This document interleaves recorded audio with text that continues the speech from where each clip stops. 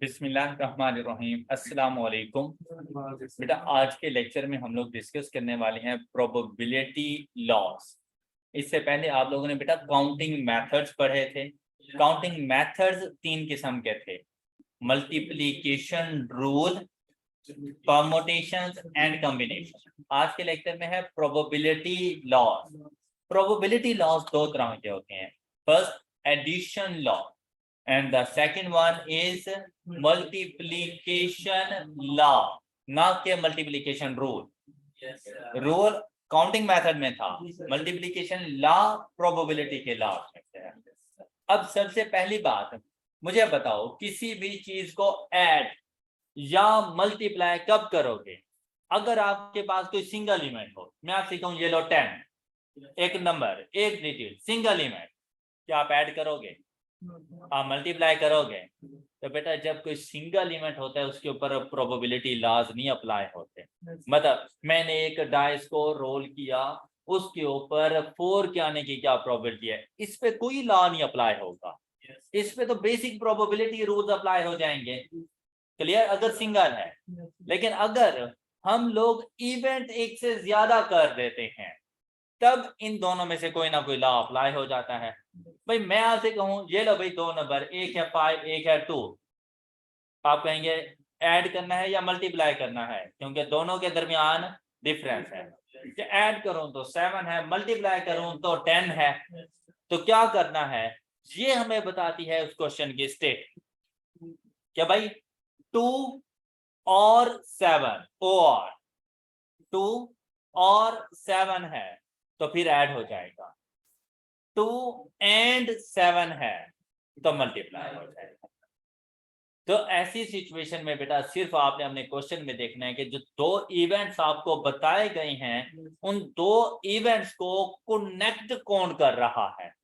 अगर कनेक्टर उसका और है तो एडिशन लॉ अप्लाई हो जाता है, और अगर उसका कनेक्टर एंड है तो मल्टीप्लिकेशन लॉ। फिर उन दोनों इवेंट्स की प्रोबेबिलिटीज को आपस में मल्टीप्लाई कर दो अगर एंड का वर्ड है।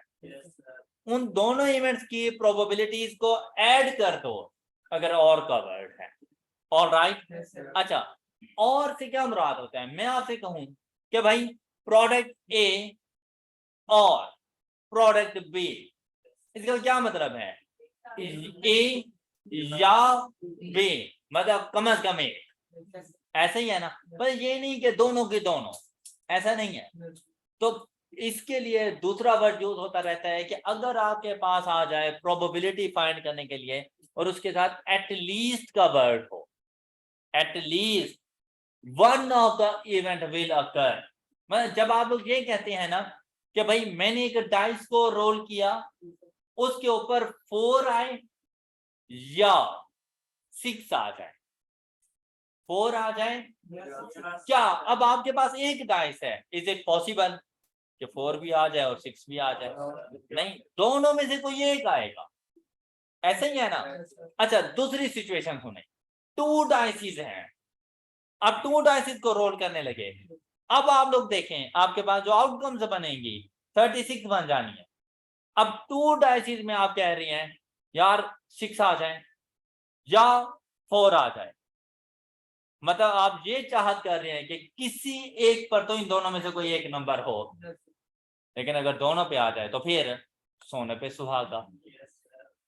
फिर तो और ज्यादा अच्छी बात है कि अगर दोनों के ऊपर आ जाते हैं तो इसका मतलब at least one of the event will occur, इन दोनों में से कम एक इवेंट अकर हो कि जब 2 डाइसिस को रोल करो 4 आ जाए या 6 आ जाए या दोनों आ जाए। ऑलराइट, तो ऐसी सिचुएशन में एडिशन था कब? जब इवेंट्स के दरमियान एटलीस्ट या और का वर्ड आ जाए। ओके हो गया? मैंने 2 डाइसिस को रोल किया, मैंने कहा अब 1 डाइस के ऊपर ये पॉसिबल नहीं था कि मैं कहता 4 एंड 6 आ जाए, 1 डाइस के ऊपर ये पॉसिबल नहीं था। लेकिन अगर मैं ये कह दूं इधर कि भाई 2 डाइसिस को रोल किया या एक डाइस को 2 टाइम्स रोल किया और मैं कहूं 4 एंड 6 आए, अब ये पॉसिबल है कि 4 एंड 6 मेरे पास आ सकता है। तो उसकी प्रोबेबिलिटी एंड आ जाए, एंड से मुराद कि दोनों इकट्ठे आए, मतलब बहुत, ऐसे ही है ना मल्टीप्लिकेशन। तो फिर इन दोनों इवेंट्स की प्रोबेबिलिटीज को आपस में आप लोगों ने मल्टीप्लाई कर दिया। ऑलराइट, कोई इशू? अच्छा, अब नेक्स्ट सुनो जरा, हम लोग बात करते हैं पहले एडिशन लॉ की। एडिशन लॉ दो तरह का होता है कि आपने इवेंट्स में और देख लिया कि और आ गया, आपने उनकी प्रोबेबिलिटीज को ऐड करना है। अब जब आप एडिशन लॉ में जाते हैं ना, आप एक चीज का ख्याल रखते हैं कि कोई कॉमन आउटकम तो नहीं, क्या ऐसा नहीं है? अगर कोई कॉमन आउटकम हो तो क्या आप दो लोग उसकी प्रोबेबिलिटी को माइनस नहीं करते थे? लेकिन अगर कॉमन आउटकम ना हो तो फिर कुछ भी नहीं करते थे। फिर क्या, simple probability of a plus probability of b. तो बेटा बेसिकली अगर कॉमन आ जाए तो फिर भी आप यही कुछ करते थे, probability of a plus probability of b, लेकिन माइनस कर देते थे कॉमन, जितने कॉमन होते थे उनकी प्रोबेबिलिटीज। तो आपने बचपन में पढ़ा हुआ है कि अगर दो सेट मेरे पास अवेलेबल हों और उनमें कॉमन आउटकम्स का एक सेट बनाऊं, उसको इंटरसेक्शन से शो करते थे। क्या याद आया है? कि जैसे प्रीवियस लेक्चर के अंदर हम लोगों ने एग्जांपल ली थी कि फर्स्ट 50 इंटीजर्स हैं, उनमें से हम लोगों ने देखना है 8 के डिविजिबल एंड 6 के डिविजिबल। तो मैंने 6 के डिविजिबल के लिए एक सेट बनाया था, वो सेट ए था मेरे पास। 8 के डिविजिबल के लिए मैंने एक और सेट बनाया था, 8, 16, 24, 32, ये सेट बी था मेरे पास। फिर ए और बी में आपको याद है मैंने दो कॉमन नंबर सेलेक्ट कर लिए थे, 24 एंड, तो अगर 24 और 48 का अलग से सेट बना दूं तो इसे कहा जाता है इंटरसेक्शन का सेट, कॉमन होने वाले एलिमेंट्स का सेट। ऑलराइट, ये बात क्लियर? तो उसे लिखा जाता है ए इंटरसेक्शन बी। ये उल्टा यू बना देना तो इसे इंटरसेक्शन पढ़ा जाता है, ए इंटरसेक्शन बी। और ये कॉमन होने के एलिमेंट्स को शो कर रहा होता है, मतलब ऐसे इवेंट्स को शो कर रहा होता है जो एक ही मर्तबा में दोनों के ऊपर आ गए हैं। अब मतलब आपने 50 में से एक नंबर सेलेक्ट किया, सपोज आपने 18 सेलेक्ट किया, तो आप इजीली कह सकती हैं इट्स डिविजिबल बाय 6, राइट? आपने 16 सेलेक्ट किया, आप इजीली कह सकते हैं 16 is a number which is divisible by 8। लेकिन आपने 24 सेलेक्ट कर लिया, आप कहेंगे is a number which is divisible by 6 and 8। Okay, तो ये 24 एक ऐसा नंबर था जो दोनों इवेंट्स के लिए आ सकता था, ऐसा था ना? तो बेटा यहाँ पर कॉमन होने की प्रोबेबिलिटी को आप लोगों ने माइनस कर देना। ये वो लॉ है जो प्रीवियस लेक्चर के अंदर मैं आपको पढ़ा के चला गया था। एग्जाम्पल सारी हो गई थी, सिर्फ नाम नहीं यूज किया है।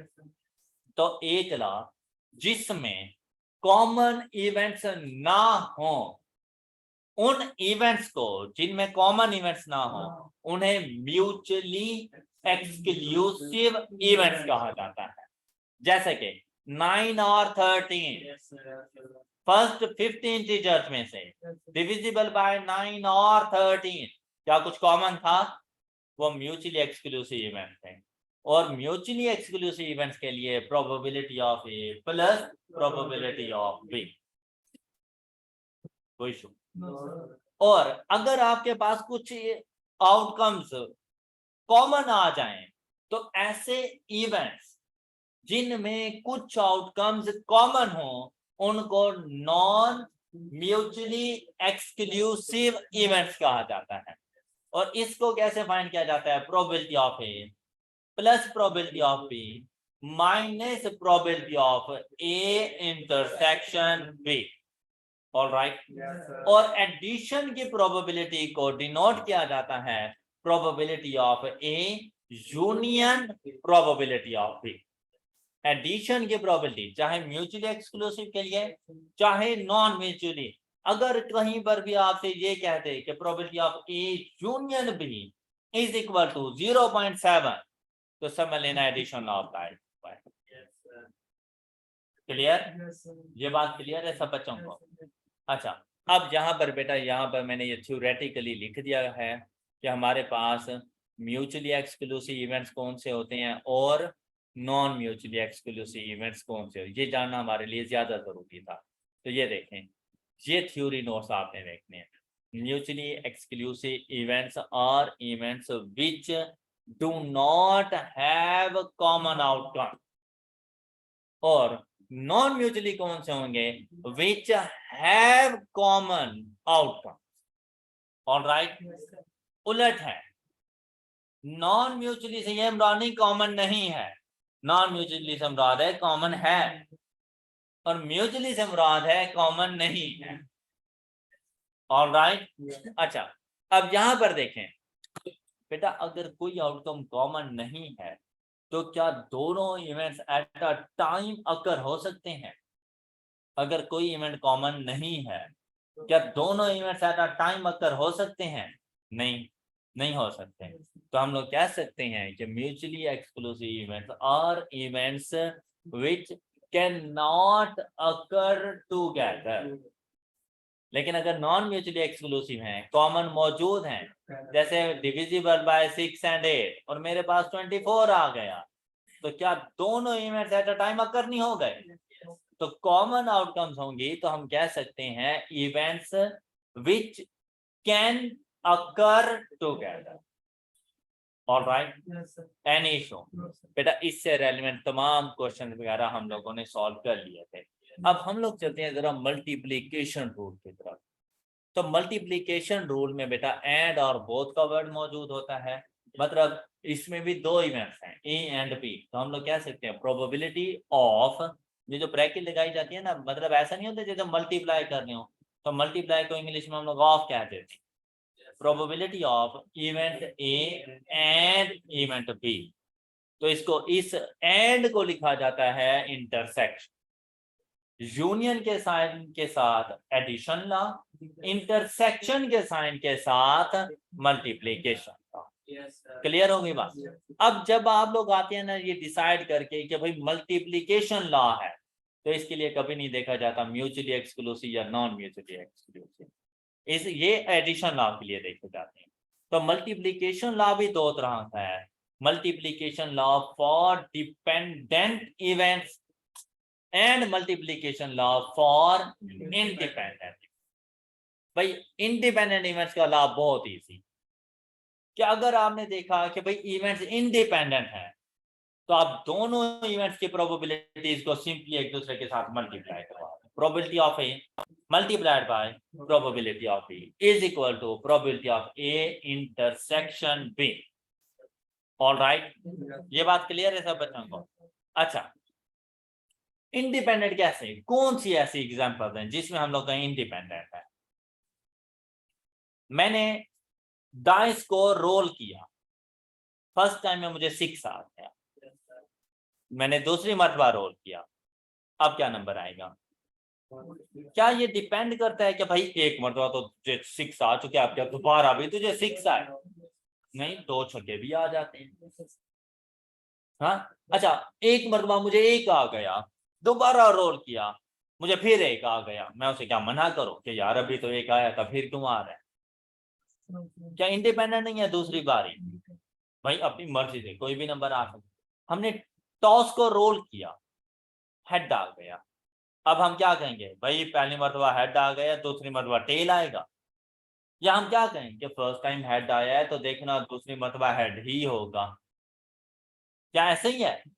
तो कुछ भी हो सकता है, इंडिपेंडेंट इवेंट्स। तो जब इनकी प्रोबेबिलिटीज आपने फाइंड करनी हो ना, तो ऐसे इवेंट्स में आप सिंपली उनकी प्रोबेबिलिटीज को आपस में मल्टीप्लाई कर दिया करो। ये बात क्लियर होगी सब बच्चों को? अच्छा, इसी तरह से आपको ये लॉज अच्छे तरीके से समझ आ जाएंगे।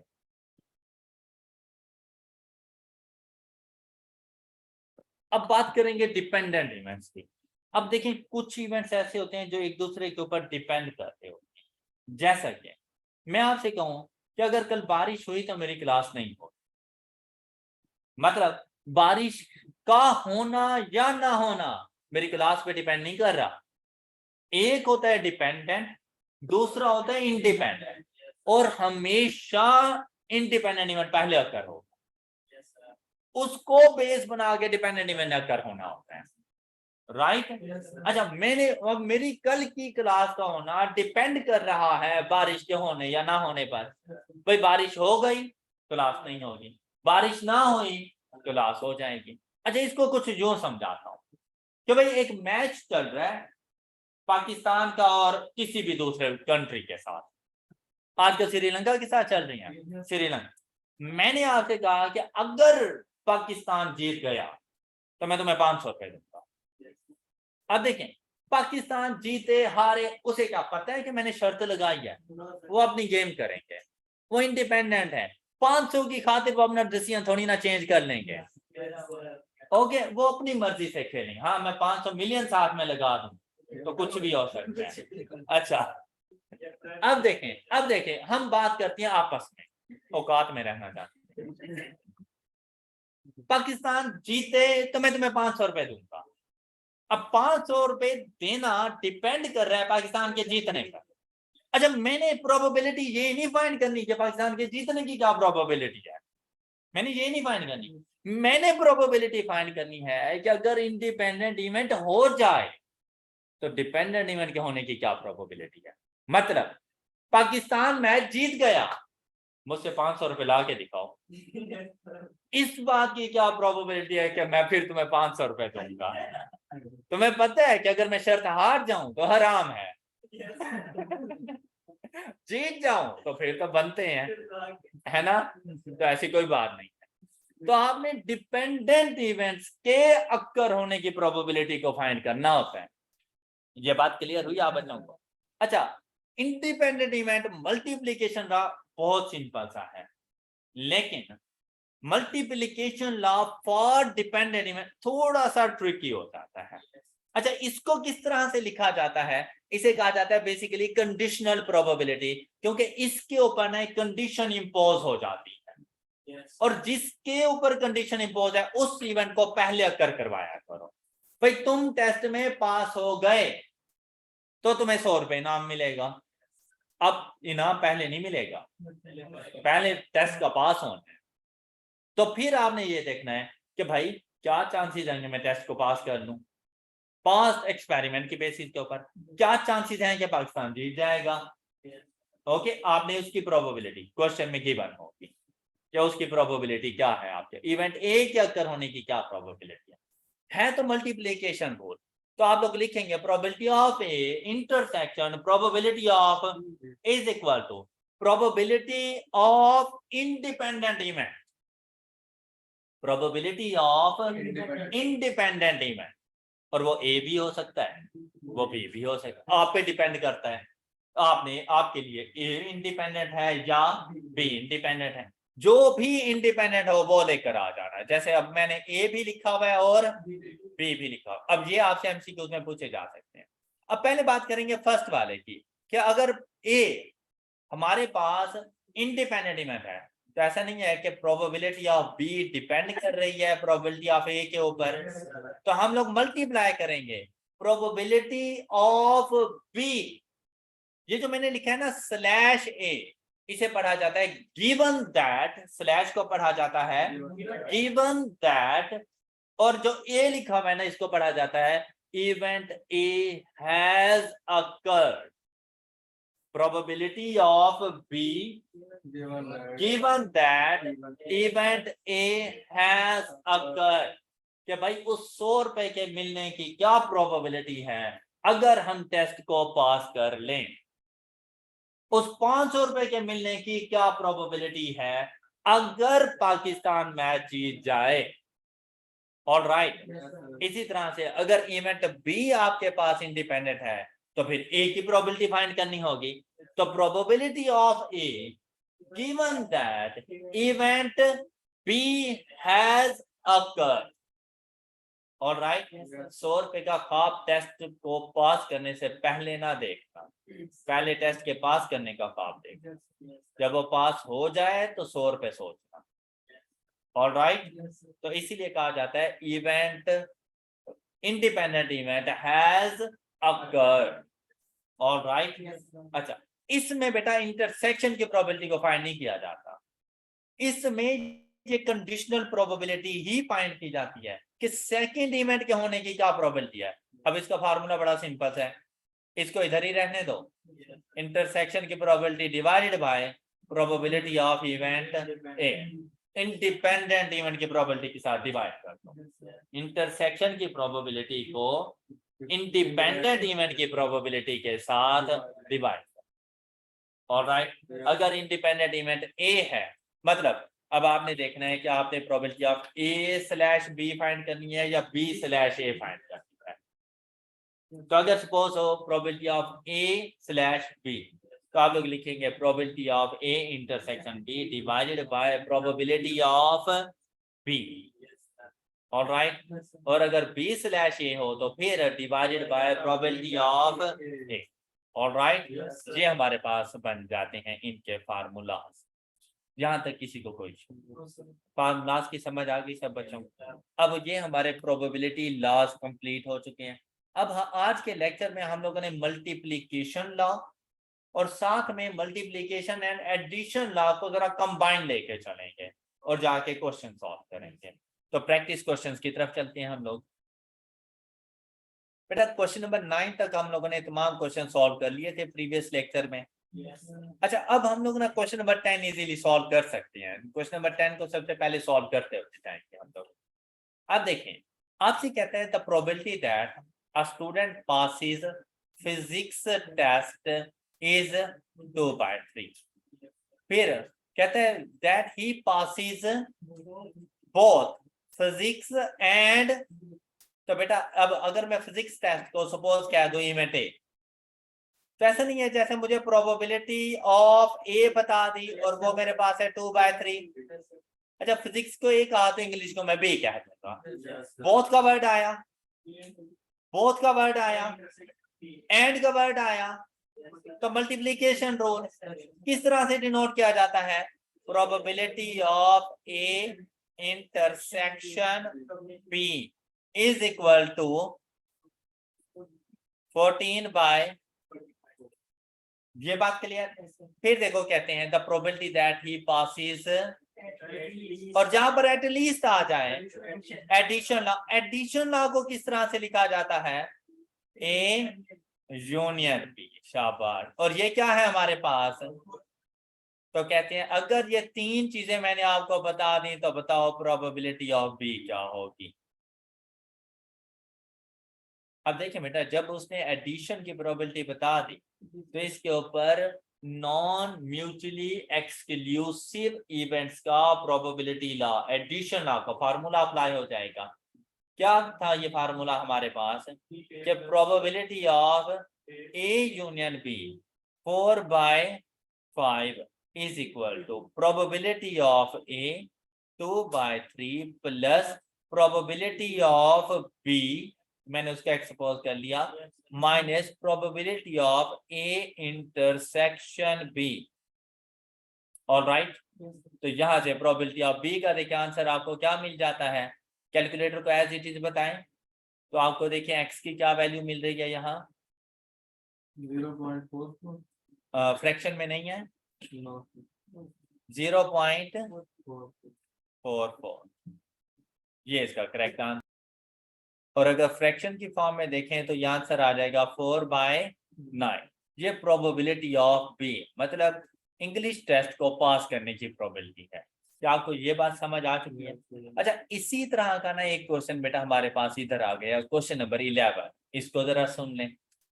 आपको याद है कि रेशो पढ़ी हुई है आप लोगों ने कि सपोज मैं आपसे कहूं कि ये लो भाई ये 100 रुपए हैं, ये 100 रुपए आप लोगों ने डिस्ट्रीब्यूट करने हैं दो लोगों में, ए एंड बी में, और 2:3 में डिस्ट्रीब्यूट करो। राइट, तो ए का शेयर आप कैसे फाइंड करेंगे? ए का शेयर आप कहेंगे ए की रेशो डिवाइडेड बाय रेशोज का सम, ऐसे ही है ना। तो यह क्या ए का शेयर आ नहीं जाएगा? एंड मल्टीप्लाइड बाय 100 आप कहेंगे सर इसको 40 रुपीज दे दें। और बी का शेयर फाइंड करना हो तो फिर 3 रेशोज का सम मल्टीप्लाइड बाय जो अमाउंट आप लोगों ने डिस्ट्रीब्यूट करनी है वो 60 यहाँ पे आ जाएगा। तो दोनों में ये डिस्ट्रीब्यूट 100 हो गए, और ये 2:3 के हिसाब से होगा, ऐसे ही है ना। अच्छा, इसी कॉन्सेप्ट को हम लोग लेके चलेंगे प्रोबेबिलिटी में, और प्रोबेबिलिटी में बेटा अब आपको ना एग्जैक्ट प्रोबेबिलिटी नहीं बताई जाती, आपको बताए जाते हैं ऑड्स, और ये ऑड्स बिल्कुल ऐसे ही होते हैं जैसे ये रेशो हम लोगों ने पढ़ी है। ऑड्स क्या मतलब, कहता है a problem in statistics is given to two students A and B, the odds in favour of A, solving the problem. अच्छा, ये नॉट सॉल्विंग के बारे में बात नहीं कर रहा, और फेवर ऑफ ए, कि भाई अगर हम लोग ए को ये प्रॉब्लम देते हैं, ए इस प्रॉब्लम को सॉल्व कर लेगा, उसके चांसेस 6/9 हैं, 6 to 9। और अगेंस्ट भी से मुराद ये नहीं है नॉट सॉल्विंग, नहीं, अगेंस्ट से मुराद है कि ए के बदे मुकाबिल जो मिस्टर बी है उसके ऑड्स, लेकिन है वो भी सॉल्विंग द प्रॉब्लम, और वो क्या है 10 to 12। अब हर किसी के जीतने के चांसेस डिफरेंट हो सकते हैं।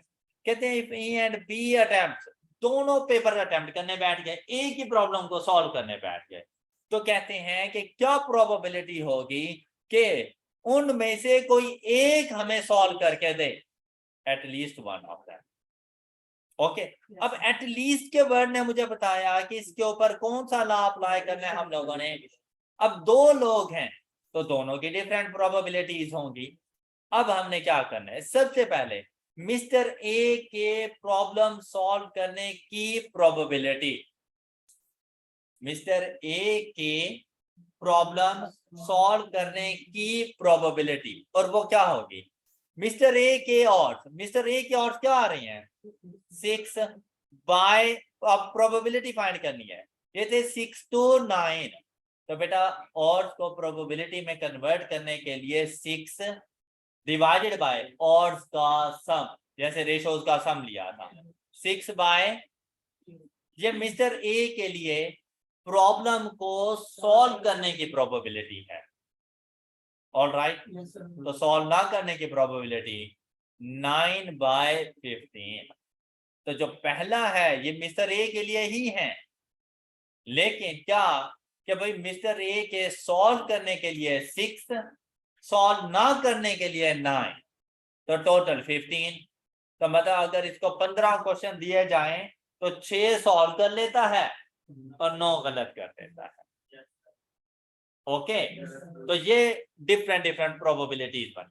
हमने प्रोबेबिलिटी जो फाइंड करनी थी वो सॉल्व करने के लिए थी या नॉट सॉल्विंग के लिए थी, तो मेरे लिए फेवरेबल प्रोबेबिलिटी ये है 6/15। ऑलराइट, तो बताओ मिस्टर बी के लिए सॉल्व करने की प्रोबेबिलिटी क्या बन जानी है 10 बाय, और यहां पर अगर नॉट सॉल्विंग के लिए होता तो फिर 12/20। शाबाश, आई होप कि ये कॉन्सेप्ट क्लियर हो गया। अब बेटा एटलीस्ट की बात थी, तो मुझे समझ आ गया एडिशन लॉ अप्लाई करना है। एडिशन लॉ चाहे म्यूचुअली एक्सक्लूसिव है चाहे नॉन म्यूचुअली एक्सक्लूसिव है, क्या यहां तक किसी को कोई इशू है?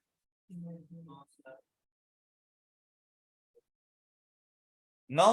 अब बात आती है कॉमन की, भाई यहाँ पे आपने सोचना है कि क्या कुछ कॉमन आएगा या नहीं, आपके ख्याल में कॉमन है या नहीं है?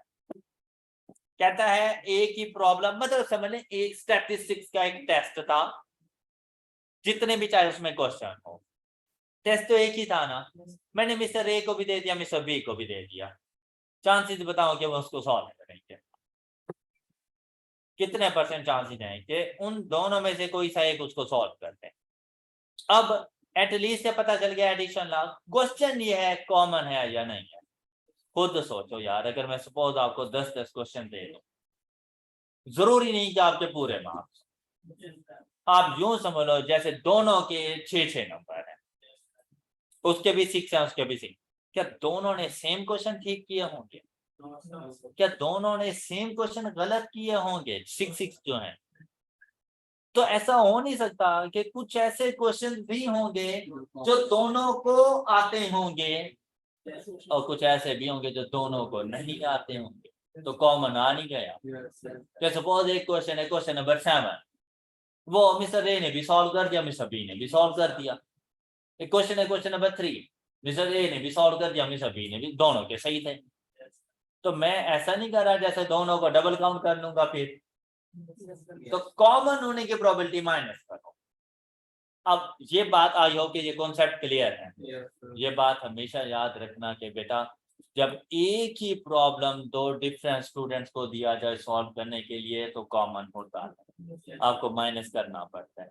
लेकिन अगर मैं आपसे ये कहूँ कि मैंने मिस्टर ए को मैथ्स का टेस्ट दे दिया, मिस्टर बी को स्टैट्स का टेस्ट दे दिया, टेस्ट ही डिफरेंट है, कॉमन नहीं होता।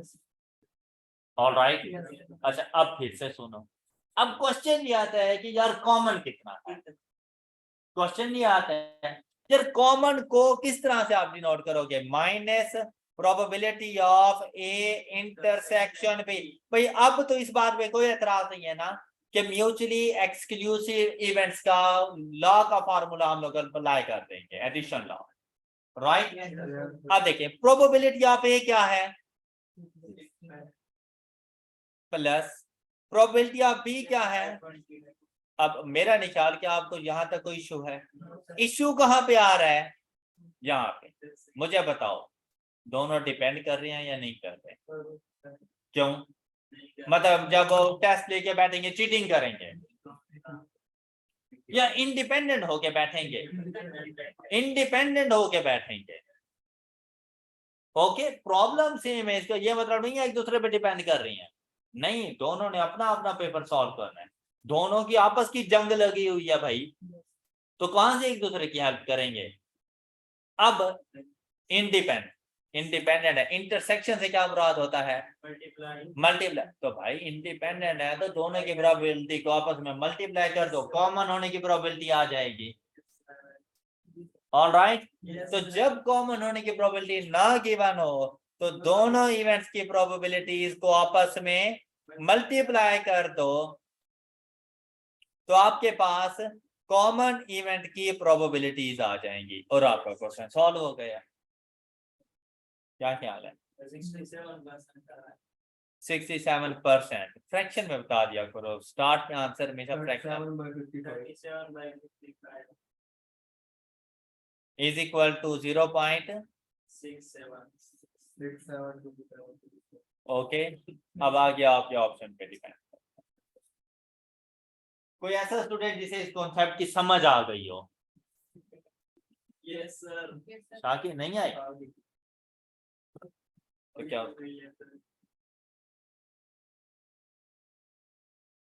अब हम लोग क्वेश्चन नंबर 11 सॉल्व कर चुके हैं, तो क्वेश्चन नंबर 12 को अभी कुछ देर के लिए स्किप करें। आप लोग आ जाएं जरा नेक्स्ट क्वेश्चन पे, और नेक्स्ट क्वेश्चन हम सबसे पहले इसको ना डिस्कस करेंगे क्वेश्चन नंबर 17 से। क्वेश्चन नंबर 17 की स्टेटमेंट को पढ़ें। देखिए भाई आपके पास किसी भी इवेंट के अक्सर होने के लिए या तो सक्सेस है या फेलियर है, या पास है या फेल है, या जिंदा है या मुर्दा है, मतलब इस तरह से दो ही आउटकम्स नजर आए। तो देखें आपसे उसने कहा कि A will alive after 10 years to come is 5/7, मतलब आपसे वो कह रहा है कि probability of mister A to alive after 10 years is 5/7। अच्छा, इसी तरह से बेसिकली उसने आपसे ये कह दिया है कि probability of mister A not alive या mister A's death is 2/7। Alright, फिर probability of mister B to alive after 10 years is 7/9, and probability of Mr. B not to alive is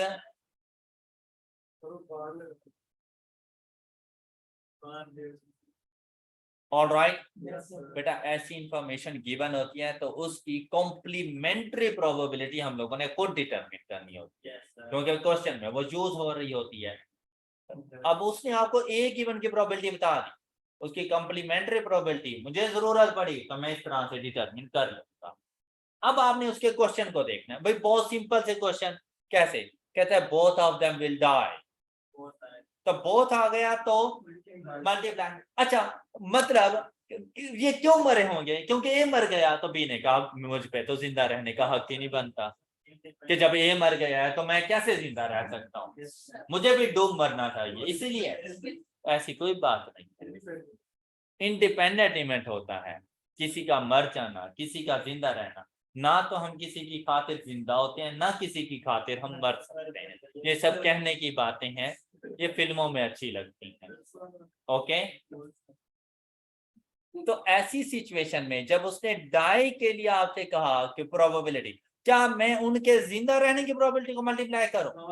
नहीं, तो उन दोनों के मर जाने की प्रोबेबिलिटी को आपस में मल्टीप्लाई क्यों किया? बोथ का वर्ड था और इंडिपेंडेंट है, तो इसलिए दोनों की प्रोबेबिलिटी, तो 2/7 multiplied by 2/9 is equal to 4/63। Question solve हो गए।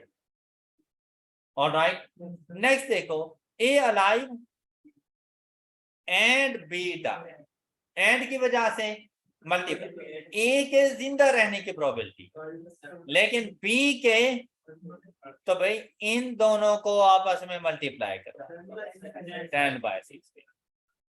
Alright, B will alive, A death, तो ये इन दोनों को आपस में मल्टीप्लाई करवा दोगे 2/9, 2/9 नहीं आ जाएगा, 7 से 7 कैंसिल। क्लियर? क्या कुछ मुश्किल है? अब देखो next, B will alive and is death, ये हो गया। बोथ विल अलाइव, इन दोनों को आपस में मल्टीप्लाई करवा दो।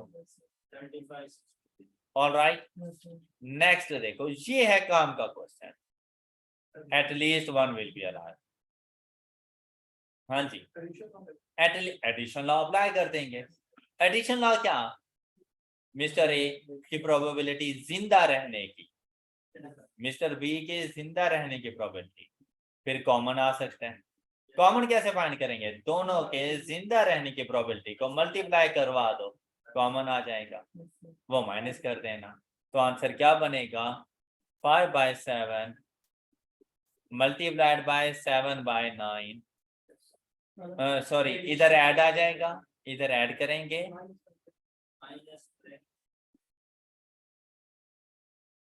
माइनस 5/7 मल्टीप्लाइड बाय 7 बाय, ये क्वेश्चन सॉल्व हो गया। Okay, any issue? अच्छा, इसी कॉन्सेप्ट को अब आप लोगों ने मद्देनजर रखते हुए ना क्वेश्चन नंबर 18 सॉल्व करते हैं। मुझे सबसे पहले क्वेश्चन नंबर 18 में जिस तरह ये मैंने प्रोबेबिलिटी लिखी ना, probability of A and probability of A bar, इसी तरह से सबसे पहले मुझे प्रोबेबिलिटीज फाइंड करके दें। क्वेश्चन नंबर 18,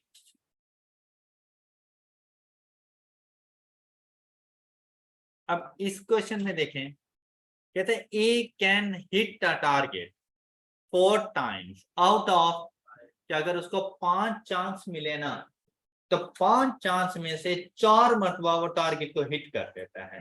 तो अगर आपसे पूछा जाए probability of mister A to hit a target, तो वो आंसर आप क्या करेंगे? 4/5।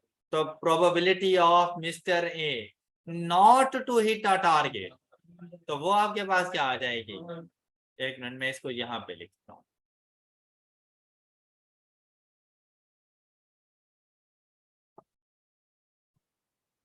probability of A to hit a target is, 5 में से 4 मरतबा उसने टारगेट को हिट कर दिया, तो कितनी मरतबा हिट नहीं किया?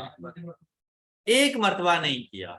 तो probability of A bar is equal to 1 by, ये बात क्लियर?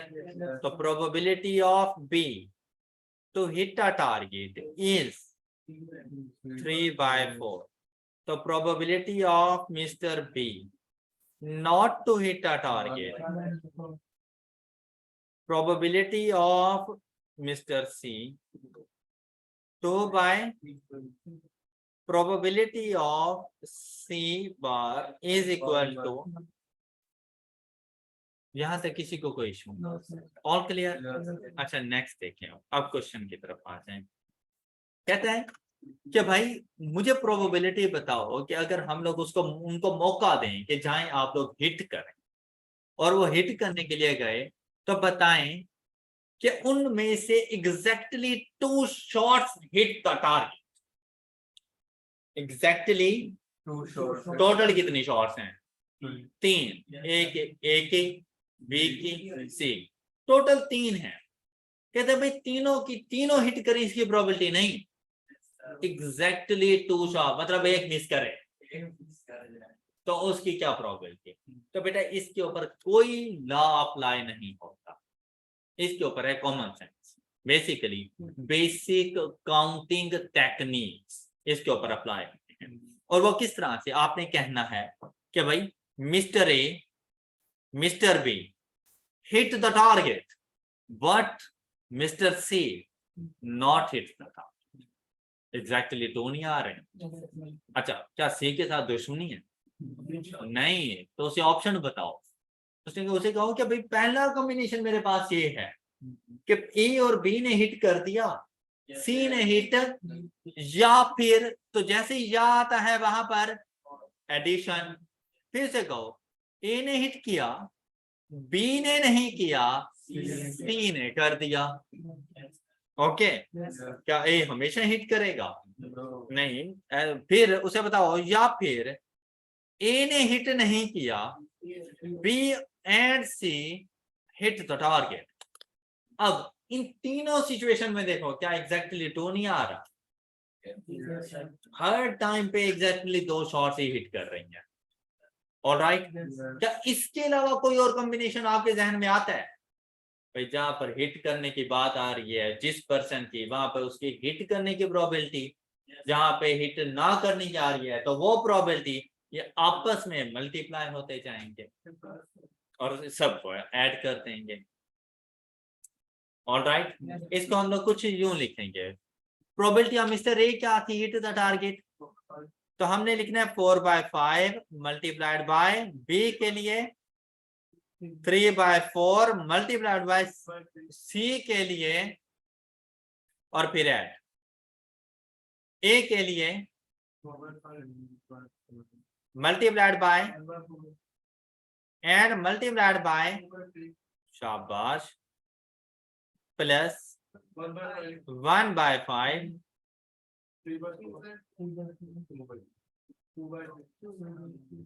ये इसका सॉल्यूशन है। ये बात क्लियर हो गई? और अब यहां पर ये सोचना कि यार ये टोटल आउटकम्स कितनी बने, कि मैंने तो 3 लिख दी, इसके टोटल आउटकम, टोटल कॉम्बिनेशन। भाई मैं आपसे कहूं कि भाई ये देखो, ये 3 आपके पास डिफरेंट नंबर्स हैं, क्या मुझे एक बात, मैंने एक चांस दिया मिस्टर ए, तो उसने निशाना कर दिया, क्या मैं दूसरा चांस उसी को दूं? भाई क्या repetition not allowed? Repetition not allowed. अच्छा, अब क्या करना है आप लोगों ने? टोटल कितने हैं आपके पास, उसमें से कितने शॉट्स? 2, 3, C2। यहां से पता चल जाता है टोटल 3 आउटकम्स है मेरे पास, और 3 आउटकम्स ये। Alright, any issue? अच्छा, अब आ जाए जरा क्वेश्चन नंबर 19, सेम टाइप का क्वेश्चन है, क्वेश्चन नंबर 19। अच्छा, यहां पर अगर होता है, आज बात एक और सुन ले, या अभी उसने कहा exactly 2 shots hit the target, अगर यहां पर होता है exactly at least 2 shots hit the target, तो मतलब 2 या 2 से ज्यादा, तो ये 2 के लिए ये सारे थे, तो अब एटलीस्ट की वजह से आप लिख देते हैं A, B and C hit the target, तो फिर ये भी शामिल हो जाता है इसके साथ, अगर यहाँ पर एटलीस्ट 2 होता। आई होप कि आप मेरी बात समझ चुके हैं। अब इसी कॉन्सेप्ट को बेस बनाते हुए क्वेश्चन नंबर 19 आप लोग सॉल्व करें। 19 में सिंपल सी बात, 18 में बेटा हर पर्सन के लिए प्रोबेबिलिटी डिफरेंट थी, मैंने हर किसी के लिए फाइंड की। 19 में कहता है कि भाई चाहे मिस्टर ए जाए, बी जाए, सी जाए, पास करने की प्रोबेबिलिटी 40% है।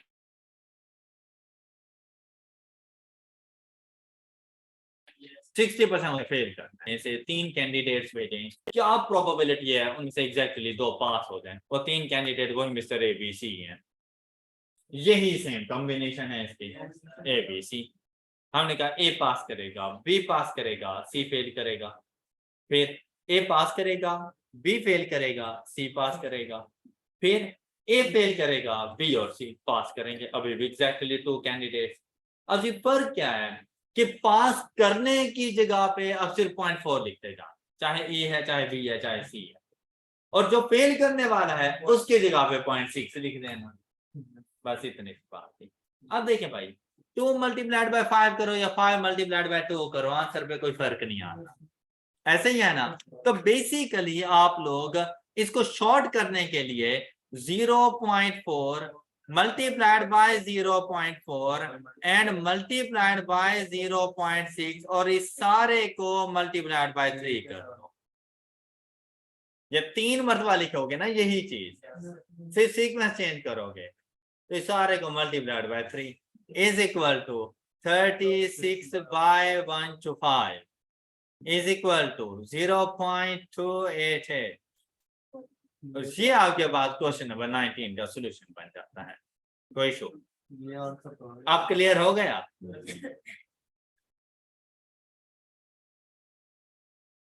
इजी था। क्वेश्चन नंबर 16, शाबाश जल्दी करें। क्वेश्चन नंबर 16,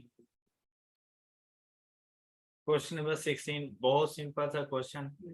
अब सिंपल सी बात, आपने क्वेश्चन पढ़ा तो आप लोगों को आइडिया हो गया होगा कि आपके पास तो एक तो फायर इंजन अवेलेबल है, उसके अवेलेबल होने की प्रोबेबिलिटी ये है, और आपके पास एम्बुलेंस के अवेलेबल होने की प्रोबेबिलिटी ये है, और आपसे कहते हैं कि एक इंसिडेंस हुआ, क्या प्रोबेबिलिटी होगी कि दोनों अवेलेबल। तो जब दोनों की बात की, भाई दोनों इंडिपेंडेंट हैं, सिंपल इसका क्वेश्चन था 0.98 मल्टीप्लाइड बाय 0.92 इज इक्वल 0. बस ये आपका क्वेश्चन सॉल्व। इसी तरह अगर आपसे वो कह देता find the probability that fire engine will available and ambulance will not available, तो आंसर आ जाता 0.98 मल्टीप्लाइड बाय 0.08।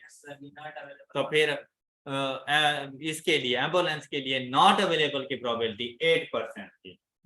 ऑल राइट, तो उसके मुताबिक आपने क्वेश्चन को चेंज कर देना था। अब आप लोग आते हैं क्वेश्चन नंबर 15, सिंपल सा क्वेश्चन, जल्दी से मुझे इसका सॉल्यूशन दे। क्वेश्चन नंबर 15, क्वेश्चन नंबर 15 जल्दी सॉल्व करें। टैबुलेशन की तरफ जाएं और आपका question solve. Fuse box of which 5 are defective, तो हम लोग इसकी जो टैबुलेशन करेंगे ना, डिफेक्टिव, गुड, टोटल। अब टोटल 20, अब क्या कहता है 5 आर डिफेक्टिव, तो गुड कितने हैं? अच्छा फिर देखो, कहते हैं 2 fuses are selected at random and removed from the fuse box. Removed from the fuse box मतलब repetition not allowed। इसका मतलब ये होता है कि भाई एक मरतबा एक फ्यूज को हमने देखा, वो डिफेक्टिव है या गुड है, उसको हमने साइड पे रख दिया, फिर हमने दूसरा देखा, तो फर्स्ट सिलेक्शन आउट ऑफ 20 होगी, लेकिन नेक्स्ट सिलेक्शन आउट ऑफ 19 होगी। ऑल राइट, तो फिर कहता है what is the probability both fuses are, तो देखें दोनों के दोनों डिफेक्टिव, यहाँ पर 0। अब सिंपल सी बात थी इसको सॉल्व करने के लिए 5C, तो अब मल्टीप्लाइड बाय 15C 0 चाहे ना भी लिख दो, डिवाइडेड बाय, ये आपके पास क्वेश्चन सॉल्व हो गया। ऑल राइट, अच्छा अब थोड़ा सा आपने फोकस करना है क्वेश्चन नंबर 14 के ऊपर। शाबाश, क्वेश्चन नंबर 14 जल्दी से मुझे क्वेश्चन नंबर 14 का आंसर करें, बहुत इंपॉर्टेंट कॉन्सेप्ट है ये। देखें सिंपल सा क्वेश्चन है, जैसे इससे पहले आप लोग करते रहे कि जहां पर भी अगर आप लोग जाते ना टैबुलेशन की तरफ, कि ये आपके पास ब्लैक, यहाँ पर आपके पास वाइट टोटल। अगर हम बात करें ब्लैक की तो 5, वाइट 3, टोटल 8। कहते हैं 2 balls are drawn at random without replacement repetition not allowed। अच्छा, ये बात कंफर्म हो गई कि परमुटेशन कॉम्बिनेशन लग सकता है। अच्छा, कहते हैं what is the probability, 1 is black, second is white, मतलब एक ब्लैक है और एक व्हाइट है। अब अगर आपने इस क्वेश्चन को सॉल्व कर दिया ना कि 5C1 multiplied by 3C1 divided by 8C2, तो आपने क्वेश्चन गलत कर दिया। क्यों? क्योंकि उसने आपसे ये नहीं कहा कि 1 is black and the other is white. उसने कहा first is black and the second is white. Sentence में फर्क है, ऑर्डर। भाई अगर पहली व्हाइट आ गई उसने रिजेक्ट कर देना है। उसने कहा है कि भाई मैंने कहा है कि पहली ब्लैक आए, ऑर्डर की इंपॉर्टेंस है। ओके, तो यहां पर कॉम्बिनेशन नहीं अप्लाई होना था, यहां पर आना था हमारे पास परमुटेशंस। 5P1 3P1। अच्छा, ये याद रखिएगा, जब न्यूमरेटर में परमुटेशन आ गया तो डिनोमिनेटर में कॉम्बिनेशन ना लिख देना। तो यहाँ पर आ जाएगा 8P2। ये इसका सोल्यूशन है and the right answer is G 15/56।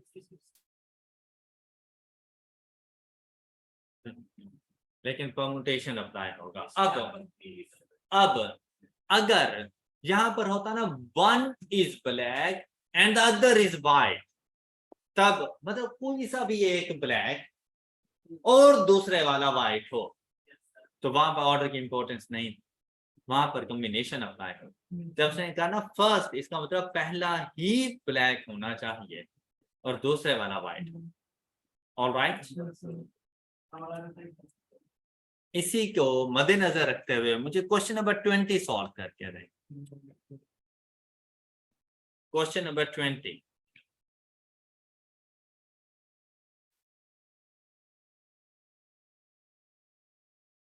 शाबाश, जल्दी करें बेटा। अब यहां पर भी देखें ब्लैक, ये देखें black white total, black 5 white 3 total. बेटा जो सिलेक्शन करनी है ना वो 3 बॉल, उनमें से 2 ब्लैक बॉल, तो रिमेनिंग 1। अब आपने देखना है रेपिटेशन।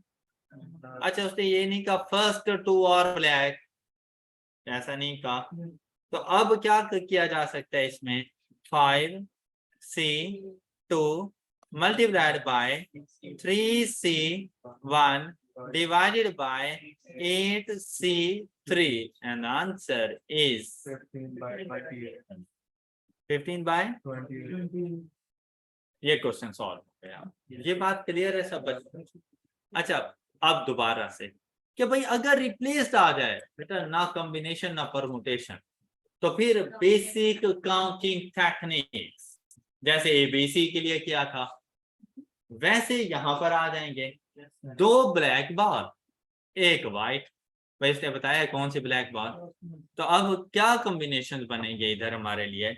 हम कहेंगे फर्स्ट 2 और black, the third one is white, या फिर फर्स्ट ब्लैक सेकंड व्हाइट। अब देखो यहां से ना इसको लेफ्ट हैंड साइड पे मूव कराते रहा करो एंड तक, तो आपके ये आउटकम खत्म हो जाएंगे। फिर यहां पर फिर ब्लैक, अब देखो अभी भी तो 2 व्हाइट 2 ब्लैक और एक व्हाइट है। फिर first is white, last 2 balls are ये आएंगे। क्लियर? अब देखो इनमें से व्हाइट बॉल के आने की प्रोबेबिलिटी क्या है, व्हाइट बॉल के आने की प्रोबेबिलिटी 3/8। शाबाश, 3/8। अब यहां पर लिख दोगे 3/8 मल्टीप्लाइड बाय। अच्छा, कहते हैं कि रेपिटेशन अलाउड है, रिप्लेस।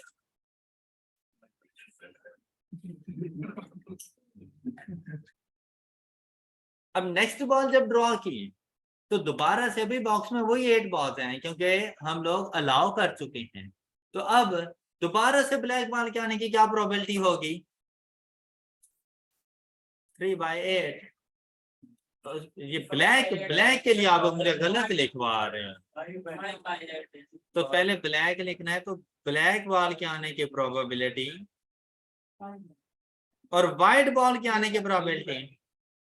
अब बेटा यही प्रोबेबिलिटीज ही आगे चलती जाएंगी, तो कितनी मरतबा होनी चाहिए? आपका क्वेश्चन सॉल्व हो गया and the answer is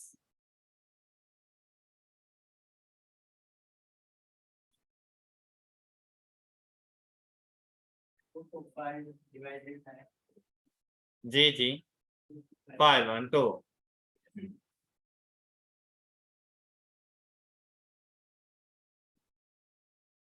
okay. अच्छा, ये जो आप लोगों ने ये क्वेश्चन ए इधर सॉल्व किया ना फार्मूले से, इसको हम लोग बेसिक काउंटिंग टेक्निक से भी सॉल्व कर सकते हैं।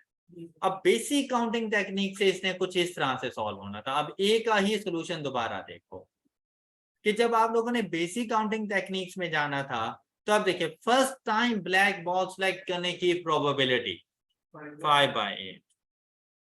अब रेपिटेशन नॉट अलाउड है, मतलब वो बॉल आपने साइड पे रख दी।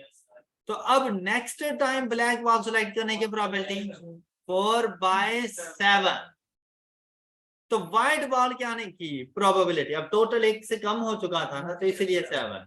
तो व्हाइट बॉल के आने की प्रोबेबिलिटी 3/6। शाबाश। प्लस फर्स्ट ब्लैक बॉल के आने की प्रोबेबिलिटी, व्हाइट बॉल के आने की प्रोबेबिलिटी 3/7। हालांकि पहले क्या थी, तो इसलिए ये सारे लिखेंगे, इसको ऐसा नहीं कि एक साइड लिख के मल्टीप्लाइड बाय 3 कर दें, क्योंकि प्रोबेबिलिटीज चेंज हो रही हैं। और लास्ट ब्लैक बॉल के आने की प्रोबेबिलिटी मल्टीप्लाइड बाय व्हाइट 8। हाँ जी, हाँ जी। अब इसको सॉल्व करोगे तब भी आंसर 15/20 है। ऑलराइट, हम लोगों ने बेटा अपनी बुक में से चैप्टर नंबर 11 कंप्लीट कर लिया। तो उसको सेल्फ टेस्ट आप लोगों ने सॉल्व कर लेने, उसकी अच्छे से प्रैक्टिस आप लोगों ने कर लेनी है। हम लोग इंशाल्लाह नेक्स्ट लेक्चर में मिलेंगे। अपना ख्याल रखिएगा। अल्लाह हाफिज़।